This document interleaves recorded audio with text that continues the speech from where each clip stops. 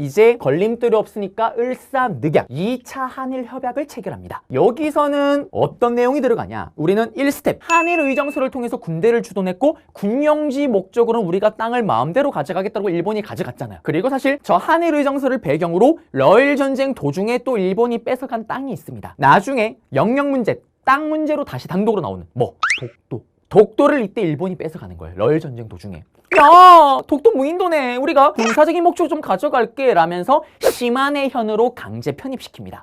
이때부터 독도가 자기 땅이라고 일본이 우기는 거예요. 한편 1차 한일 협약 때 투스텝 고문정치고 을사늑약 때는 바로 뭐가 시작되냐면 통감을 보냅니다. 이거를 통감정치라고 얘기를 하고요. 그리고 통감부를 설치했다라고 얘기를 합니다. 헷갈리면 안 돼요. 조선총독부의 총독이랑 통감부의 통감을 헷갈리면 안 됩니다. 조선총독부는 우리가 일본에게 나라를 뺏겼던 1910년에 설치가 된 거고요. 일본에게 나라 뺏기기 전에 설치가 됐던 거는 바로 통감입니다. 그리고 이때 1대 통감으로 누가 갈까요? 우리가 잘 아는 쓰레 같은 쉐키, 바로 이토 히로부미가 1대 통감으로 파견이 됩니다. 이 통감 정치 통감부 설치고요. 그리고 우리는 가장 중요한 거, 죽을 44444 나라가 사실상 죽어버렸다라고 얘기를 했잖아요. 그 이유가 뭐냐면 외교권을 박탈당했기 때문에 그렇습니다. 외교권을 박탈당하면서 우리는 사실상 보호국가 신세가 되었다라고 얘기를 해요. 보호국가가 무슨 말이냐면 이거예요. 우리가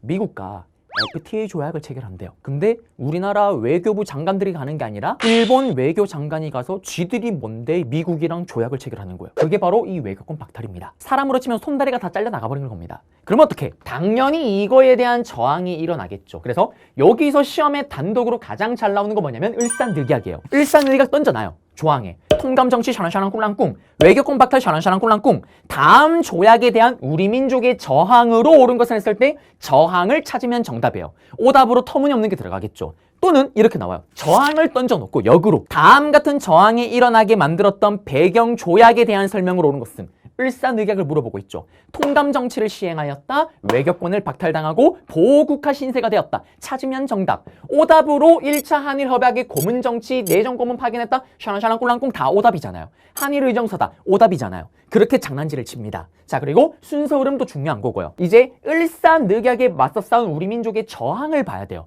여기가 잘 나온다고 얘기를 했습니다. 수많은 유생들이 일단 상소를 씁니다. 상소를 쓰고요. 많은 신하들이 자결을 합니다. 그리고 또 장지연 선생님, 일본 쪽벌이 이 새끼들 봐라 라면서 나는 이렇게 일본에게 외교권을 뺏긴 거를 시일야 하루 종일 목 놓아 울겠어요 라는 시일야 방성대곡이라는 거를 씁니다. 이 시일야 방성대곡을 처음으로 실어준 신문이 바로 나중에 신문 문제로 시험에 나오는 황성신문, 그리고 그 다음에 또 실어줬던 신문이 대한매일신보, 신문 문제로 잘 나옵니다. 그 다음에 또 제일 잘 나오는 거, 을사늑약이 배경이 되어서 터진 의병이 바로 을사의병입니다. 우리 아름다운 미미미미미 명성황후가 죽은 걸 바탕으로 어디 일본 쪽발이 감히 조선의 국모를, 을미의병이 일어났죠. 을미사변 이후에 일본이 주도권을 틀어주면서 했던 개혁, 을미개혁 안에 머리털을 자라는 단발령, 어디 일본 쪽발이 이 새끼들이 감히 부모님이 물려주신 머리털을 자르라고 들고 일어났던 을미의병,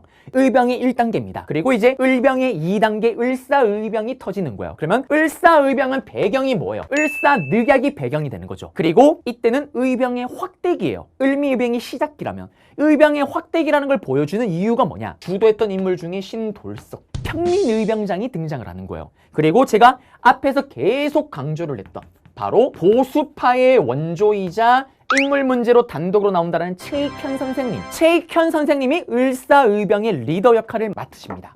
그러면서 최익현 선생님이 어떤 선생님이에요?